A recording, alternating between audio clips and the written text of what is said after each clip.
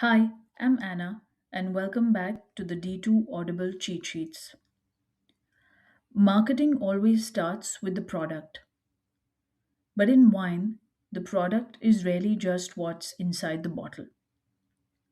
At its simplest, a product might be a single bottle of wine, but it could also be a range, a brand, a wine bar, or an entire experience.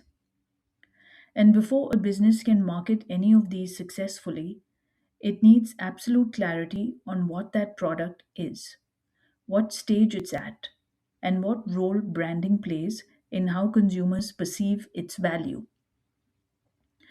WSET begins this chapter 9 in the textbook, with one of the most useful ideas in D2, the product life cycle. Most wine products follow a familiar pattern. Sales start slowly at introduction, grow rapidly if the product succeeds, stabilize as the market becomes crowded, and eventually decline as competition increases or consumers' taste change. Each stage demands a different marketing response. At introduction, the focus is on awareness, recognition, and credibility. Distribution is often limited and carefully chosen. During growth, the product is pushed into a wider distribution and aimed at a broader target market. At maturity, differentiation becomes critical as competitors flood in. And at decline, businesses face choices: refresh the product, update packaging, reduce price, reposition the brand, or seek new markets. Understanding where a wine sits in its life cycle is not theoretical. It directly affects pricing, promotion, distribution, and investment decisions. Marketing fails most often when a business applies the wrong strategy to the wrong stage. From here, the chapter moves into branding, and this is where wine becomes especially interesting. Without branding, wine becomes a commodity. Provided wines meet a basic level of quality and style, consumers will simply buy the cheapest option available. Branding exists to prevent that outcome by giving consumers reasons to choose one wine over another, even at a higher price. And the textbook uses the definition from the Chartered Institute of Marketing. A brand is the set of physical attributes of a product together with the beliefs and expectations surrounding it. In other words, a brand lives in the consumer's mind as much as on the shelf. Successful brands deliver substance. They are consistent in quality and style. Champagne houses are the classic example, producing non vintage wines specifically to ensure continuity year after year. That consistency builds trust, and trust reduces perceived risk. For many low involvement consumers, that trust is enough to justify paying more for a familiar name rather than gambling on an unknown bottle. But brands don't just deliver reliability, they also create engagement. Consumers begin to ask for a brand by name. They feel that the brand speaks to them personally, even though it clearly cannot speak to everyone at once. This sense of relationship makes consumers surprisingly sensitive to change. Even small updates to packaging or messaging can alienate loyal customers if handled carelessly. Story plays a major role here. Wine is particularly well suited to storytelling. Place, people, history, vineyards, philosophy, and method all create authenticity. But the textbook is clear that a brand story is not just what the producer says, it also includes price, where the wine is sold, how it is sold, and what other people say about it.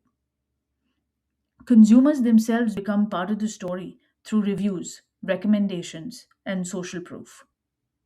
Strong brands can command a price premium.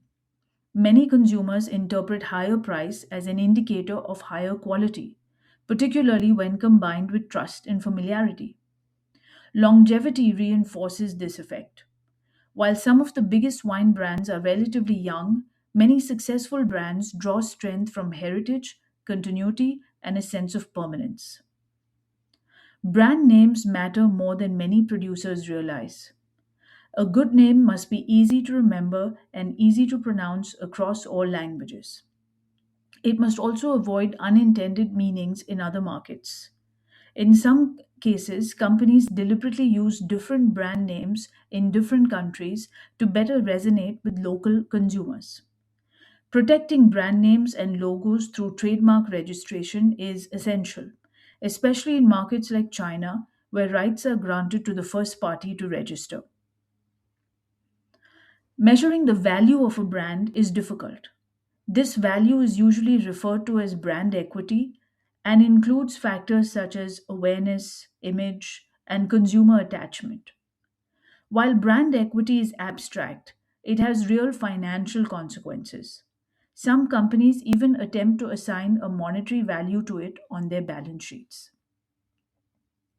The chapter then introduces different types of brands commonly found in the wine industry. Brand position refers to where a brand sits in the market, often linked to price. Common categories include value, standard, premium, and super premium, although the exact price bands vary widely by market. Positioning is usually set at launch and is difficult to move upward later. Competition often forces brands down the ladder, while upward repositioning is rare and costly. Private labels are brands owned by retailers rather than producers. They are exclusive to that retailer and help build consumer loyalty while preventing easy price comparison. For producers, private labels offer volume and exposure, but often at the cost of visibility and margin. Ladder brands are designed to help consumers trade up through clear tiers from accessible to aspirational. This works particularly well in luxury sectors such as champagne, where the prestige of the top cuvee casts a halo over the entire range. However, ladder branding is less effective for low involvement consumers who may never be aware that the top rung exists.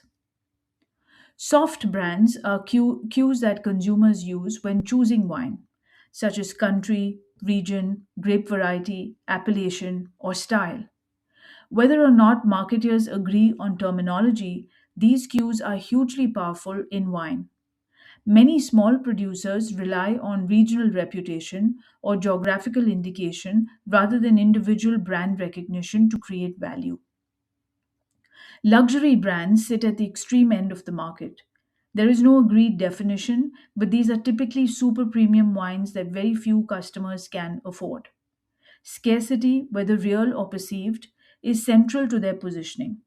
Every aspect of their marketing reinforces exclusivity, from pricing and distribution to sponsorship and placement in fine dining restaurants.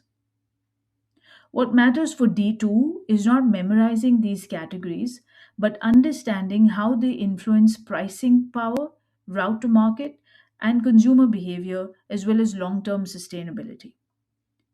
This chapter is fundamentally about clarity.